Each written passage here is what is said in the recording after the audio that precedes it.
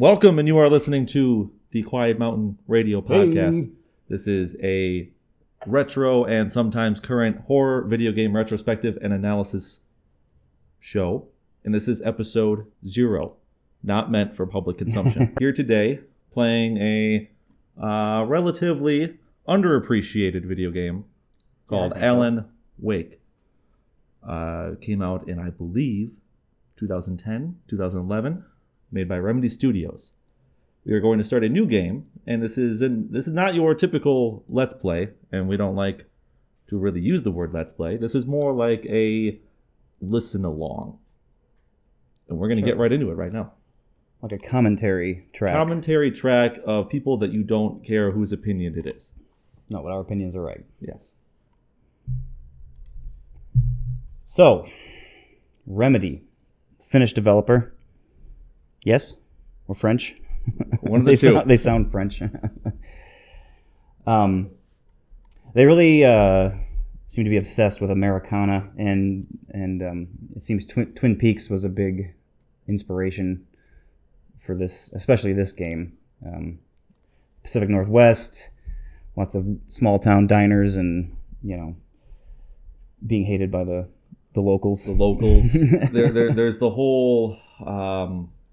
There's an element of surrealism that sort of borrows from David Lynch when it comes to that sort of local feeling of these towns. Like you're a stranger in strange land idea. You have in Twin Peaks, you have Detective Cooper coming in. In this, you have the writer Alan Wake coming into the town. And like you said, it is very much so Americana. This is not a real town. And I believe specifically in this game, this is Bright Falls, if I'm not mistaken, is the name of the town that we are in.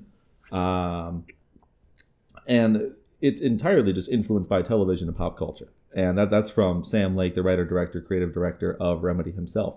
There is really no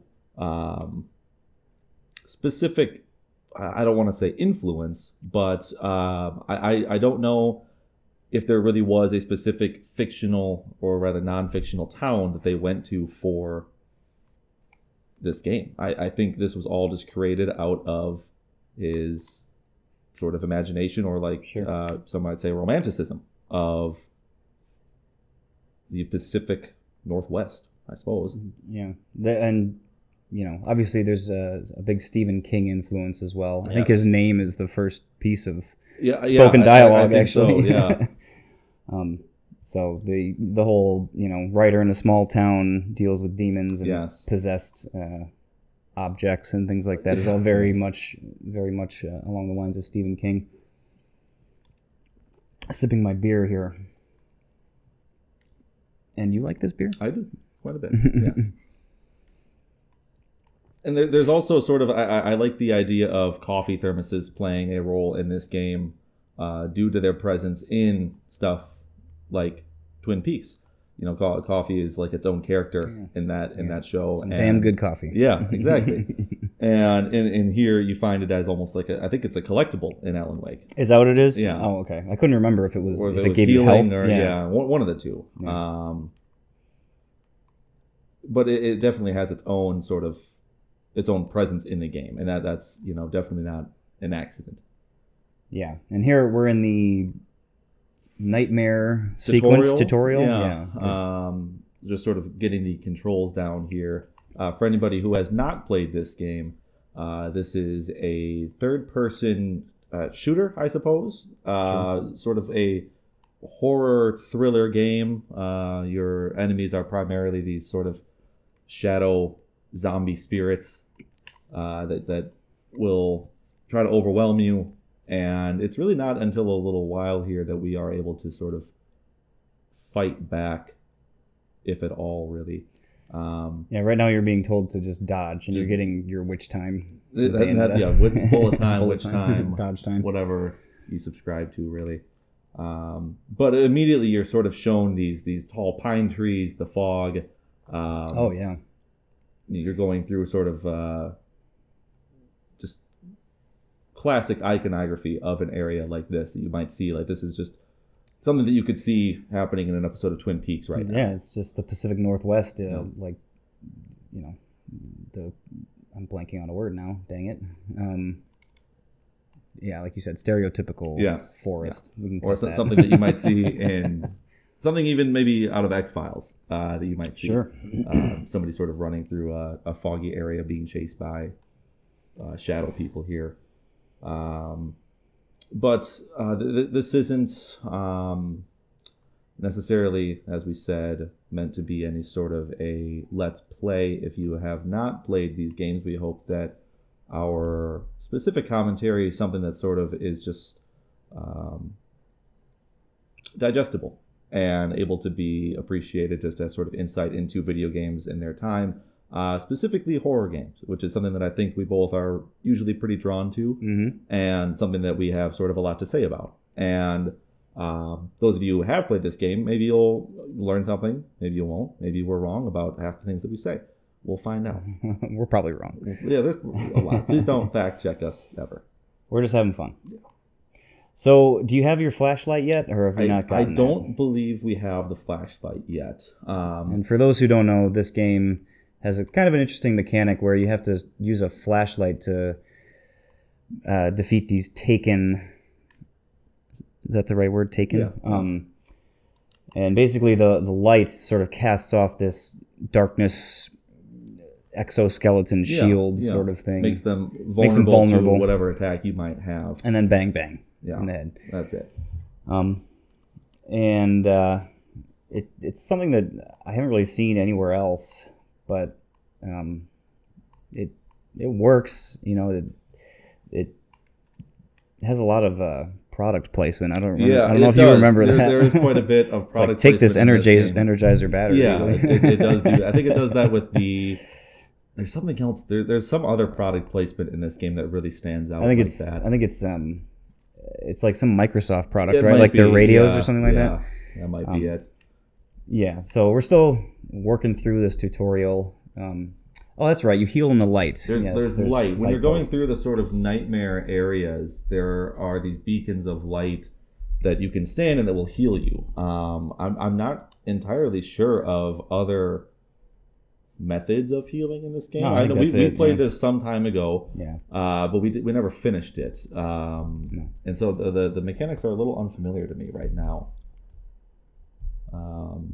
But it is very much so a story-driven game. This isn't something that you will ever see done, I think, in like a speed run or something that really gets a lot of praise in its overall gameplay. It's very borrowed. It never tries to reinvent the wheel in terms of the gameplay. There's really nothing there that will stand out to you outside of some of the sort of light mechanics that you have to use. Getting some revolver ammo. And that's fine. Not everything needs to sort of reinvent everything that it's doing every single time you pick up just do it well, right? A horror game, right? I think if you can do it well, then there's no reason to not borrow. Sure, as long as it works, right? And as long as you're not just doing the same thing, right? Treading old ground and all that. So we're dealing with our first actual combat. With our first actual encounter. And I remember the developers. I mean, it's a basic tutorial thing. You've only got one enemy here you're dealing with, and they're teaching you how to, just break down their dark form so you can make them vulnerable. Yeah, the defenses as they sort of recoil to the light that you are shining on them, and then once that happens, they let you pick up a gun and shoot them in the face and then bang. Like any video game you've ever played in your life. I remember the developers talking about how they liked the concept of being, overwhelmed as you're being attacked by these things. I mean, it's not that uncommon for that feeling, right? And obviously in this tutorial, they're easing you into things. But later you get things that help you deal with the bigger crowds. So from what I remember, I don't ever remember feeling like that crazy overwhelming feeling. Sure. Because you get flashbangs and you get like a flashlight or a light that they'd have like at a movie set or something. Okay, like a spotlight. Yeah. Okay. So It has its drawbacks. Sure. And we're also playing this currently on normal. I can imagine that if you were to play on one of the harder difficulty settings that was listed was Nightmare, maybe then the sort of feeling of being overwhelmed would be more evident. But on normal, Sure. right now, like I said, we're in the early parts of the game, and there are 3 enemies in front of us, and it's really not much of a problem to get past them or deal with them in any sort of tedious way here. I do like how the light remains, active in the game world, even when you're not sort of aiming with it. Absolutely. That's nice. That's a nice touch. Do you know Flashlights are so hard to get right in video games? Yeah, and I remember. I think it was Silent Hill 3. Got quite a bit of praise for its use of lighting. I don't want to say in real time, but a lot of their shadows were considered pretty, maybe not revolutionary, but pretty groundbreaking and noteworthy. And I don't know if maybe you know anything about sort of what engine this was made in or anything, but I got to imagine that the flashlight was something that was probably focused on. Yeah, obviously. That illuminating sort of feeling of everything that it touches, and it's sort of like just this beam that's in front of you at all times. Yeah, I mean, I'm sure you've seen in lots of the crappier horror games, like the flashlight, it doesn't, illuminate anything except for the literal beam. It doesn't produce any or emit any light. Yeah. Emit any light, rather. And it's a tough thing to get right. And like you said, they obviously focused on that. I mean, you can see it even elongates. As you're running, and right? all Yeah, that. Yeah. On the ground. That's a nice touch. Usually it would just be a circle that was just moving wherever the flashlight was pointed. It's just a spotlight in the ground, like Mario's shadow in some game. Right. Oh, sure. Yeah. Sure. Yeah. But it's a physical object as you're using it in the game, and it sort of is just always there. Like you said, it's always on when you're in any sort of actual when you're in the dark areas, dark areas or combat areas in the game. And so this is we're now in cutscene here, kind of at the very what I would consider like the true start of the game and its story as we're arriving to Bright Falls. Yeah, Mr. Wake just woke up from his nightmare His there. nightmare and a half. In the dream, Yeah. on the ferry. And there aren't a lot of details that I think that we necessarily will miss as we're playing through this. I believe you finished this game once before. I have, yeah. Probably some time ago. Oh, yeah. I played a little bit of it probably almost as long ago. But there are quite a few references, homages throughout the story and throughout the game, period, that I'm hoping that we pick up on. I don't know how much is going to sort of go unchecked here. Yeah. And right now we are crossing literally into Bright Falls in game. We are on a ferry, like Derek mentioned, and there is a sign that says, "Welcome to Bright Falls." We're being directed to pose with our wife for a photograph here. And this sort of goes right back as we're sort of coming into the town here. It really harkens back to that idea of Americana and that influence that this game has had. It makes me wonder what influence exactly this was, if this was strictly based on sort of pop culture and television, or if they did go to a specific city. Sam Lake, like we mentioned earlier, the creative director of Alan Wake, was also, I believe he wrote, I don't know his exact title for the Max Payne games, but I do know that he was heavily involved, if not the writer-director as it was. But he had never actually been to New York City prior to making and writing those games. However, he wrote 2 crime noir sort of thrillers that took place there. And, those games are often praised for their sort of noir, hard-boiled feeling. And they basically invented bullet time in video games. Essentially for video games, yes. And I just find that fascinating that the person who wrote the game and sort of created the world around it had never been to the location that it took place in. So it makes me wonder if this is something similar where, did they spend a few days in a sort of sleepy northwestern city or a town in the United States, or was this just all drawn from pop culture? And maybe as we play, we'll get a better idea, or maybe we'll never quite be able to pinpoint it down. But it's just sort of interesting to wonder what is drawn from life and what is drawn from that sort of fictionalization or fairy tale version of a town like this. Like you might think of like a dusty town in the Southwest, and that might not have a specific name. You kind of have an idea of what that might look like. Yeah, sure. I think everybody kind of has those, mental pictures Yes. of what certain Yes. towns, look like. Absolutely. I mean, and with this one, again, I think Twin Peaks was a pretty heavy, source of inspiration, because it's a lumber town, if I remember right. I think, yeah. Yep. And I think in Twin Peaks, right, isn't there yes. a Yep. lumber mill? I think it's lumber and steel, maybe, Sure, in Twin Peaks. Sure. And it looks like this place has some, some sea trade or something. Mm-hmm. Like there was a building that said fresh fish or something like that. So, yep.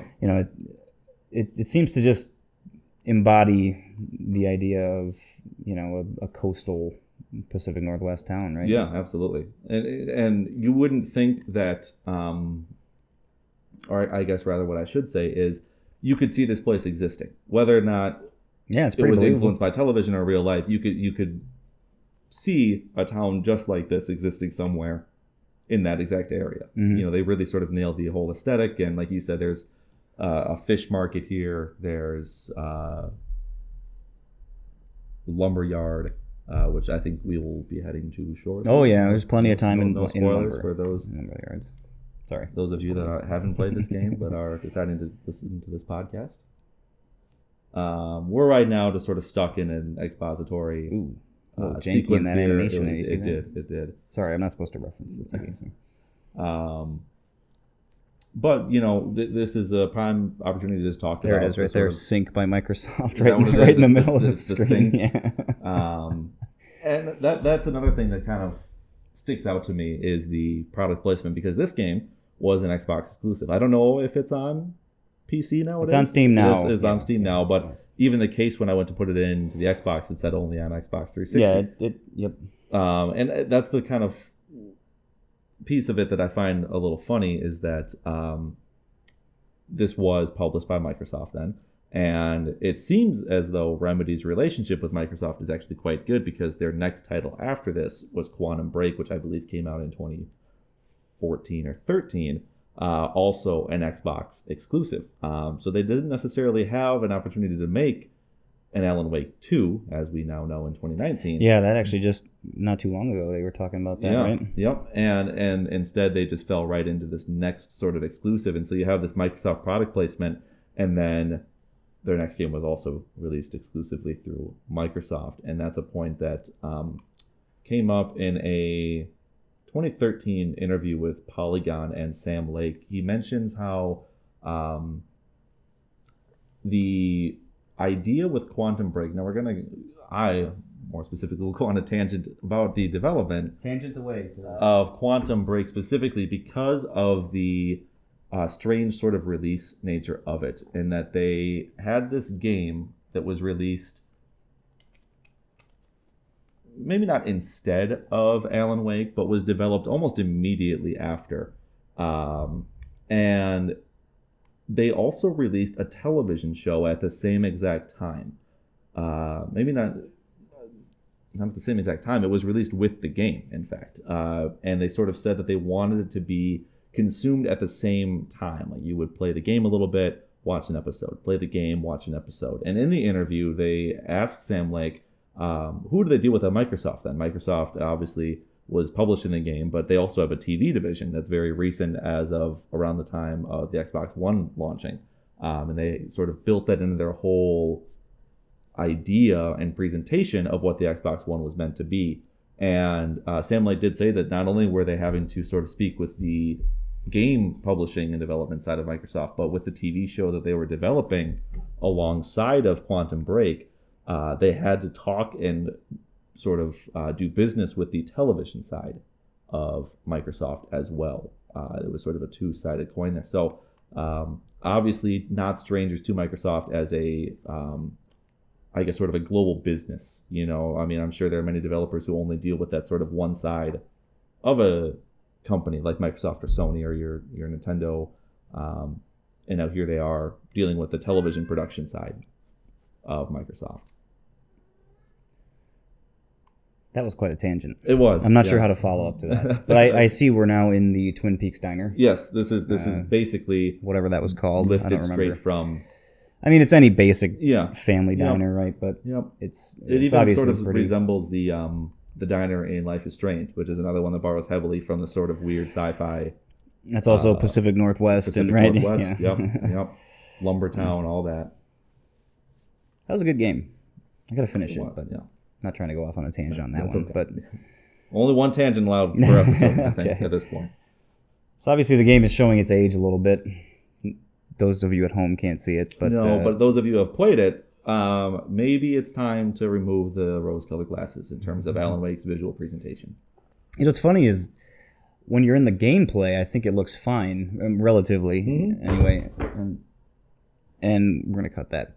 It looks fine, relatively, and then the cutscenes just, maybe the budget was a little less weighty in the trousers when they came to that, but like facial capture, or especially with the faces, it's definitely showing its age. It's funny how just 8, 9, 10 years it makes it such a difference. I mean, you look at God of War or anything from even the past couple of years, and I mean, like we mentioned earlier, Quantum Break came out in 2014, and that's obviously an entire console generation ahead of this one, but same developers and two very, very different approaches to the whole aesthetic of it. And that is evident as soon as you pop this game in. And obviously games age, but this one wasn't necessarily blowing the doors off, I think, even at the time. No. Ooh. So now we are finally at the Diver's Isle, which is the sort of cabin and the catalyst of a lot of the plot in this game, if I'm remembering correctly. Still sort of stuck in that exposition intro of this game, but we're hoping to sort of hit some fun combat, talk through that, enjoy ourselves. I remember the developers in that thing I was watching talking about how originally this Diver's Island Isle or island? Isle. Diver's Isle. Either way, the cabin where you're staying at, the island is in the middle of a lake, kind of. And I think if I understood them properly, they were going to have the island, on like legs, like in the like nightmare sequences or whatever. Sure. It would come to life. Okay. But they ended up ditching it. That would be kind of interesting. But they had, I think they said they had like bits of land that came out almost like an octopus leg or spider leg or something like that. That would be kind of interesting. Yeah, I do like that they sort of fully embraced the sort of idea that it is the town or the place that is the villain or the antagonist, and there's not sort of this, I guess, maybe presence, but I guess the town itself is the presence. But they made the town into its own character. It's not just the backdrop. It's not just where it takes place. But it is entirely its own thing that exists in this world that we sort of have to dive deep on and learn the history of and the characters and the moving pieces of it as we are sort of also antagonized by it at the same time. Yeah, it creates a good... well, I guess like you said, it's not a backdrop, but it's definitely helpful for that. And you're turning on a radio.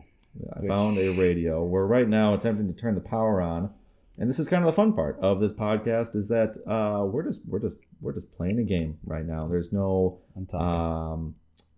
pretense here, and that was something that we talked about. Not to get too inside baseball, but. We really just want to sort of play this game and talk about it in the way that we talk about games and enjoy ourselves as we do it. If we wanted to do a 30-minute retrospective on the themes and the values that this game has to offer, we would have done that. Instead, we're playing this in real time with me wandering around a shack trying to turn on the power and enjoying ourselves. And I completely forgot about this mechanic, which is some sort of quick time event with the generators. Yeah, I that wasn't something that I really remembered at all. But it's fairly unremarkable. Yeah, it's unremarkable. Unremarkable is a good word for it. It's not a nuisance. I don't even know if I'd say it's a mechanic. I mean, it's just. There. Although you do have to turn on the power and that's how you get some lights on. I think later. So. Yeah. Some areas where you need to do that, or some spotlights to heal. I think maybe you can turn on some of those to do that there. Yeah. Now, I'm not really big on narration typically in films and games and things, and this game has narration, over the top in spades. Yeah. And I think that, to me, that's comes in two parts. I think part of it is that you have this writer character, and it's sort of his creation coming to life, right? Like this whole idea is that it's one of his horror stories that is now real. It's like his next book, right? Yeah, Isn't that coming kind to of what's life happening? in front of him. Yeah. And so it kind of makes sense to have this writer sort of, I guess, describe his own doom in a way. But also, I think that sort of narration style, because it's so present in Mad Max, might just be sort of a quirk of Sam Lake. You mean Max Payne, not Mad Max? Yes, sorry, Max Payne. You're married to some kind of mannequin who can barely articulate. Yeah, all the character animations are very, very stiff. Alice, right? Alice Wake. Yes. Obviously, they both have Wake as their initials or whatever. Yes, they do. And I seem to remember she's upset at him because he hasn't been writing. He's suffering from writer's block. Right? Yeah, which is another classic Stephen King trope. Yeah. Writer goes somewhere to sort of solve that writer's block and find the story themselves, and maybe the and story they become has the found story. him. Yeah. Something there. Yeah, so almost through nothing new. The beginning exposition and tutorials and sort of setting up the entire plot here. We are now leaving Diver's Isle, the cabin that Alan and his wife Alice are staying at, and I believe we're about to head into some more gameplay finally here, some combat. His teeth. Yeah, for whatever reason, I always feel like the sort of screaming or yelling or it just doesn't work, does it? You never see one really like pan out, especially in these older games where the lips and the face are sort of stuck to itself. Yeah, I mean it's like having the 3D models kiss, right? It just never looks good because their skin just doesn't react the way it looks, so it just goes right into the uncanny valley. Because immediately it's just a couple of polygons. It's probably good that they keep avoiding that until they've got that problem solved. And maybe they have now a bit. I seem to remember Uncharted 4 had some of that. Uncharted, and you mentioned God of War, like he yells a lot, and that Kratos yells a lot in that, and boy, he looks okay. I think he does look okay. Yeah. So once again, we're waking up here. It seems like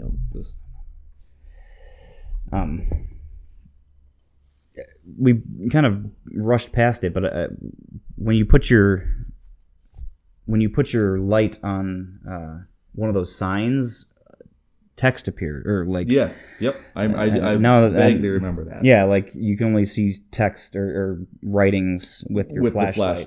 Sort of illuminates. Yeah, that was kind of as its own sort of guide. And I think we're about to start sort of the first level of the game, if you want to call it that, where we are now looking for our wife, who we believe may have just been captured after some screaming and shouting at the cabin, and we went off the road. But I think that is how next episode will start, potentially episode 0.1 of the Quiet Mountain Radio podcast. Thank you for listening. Thank you.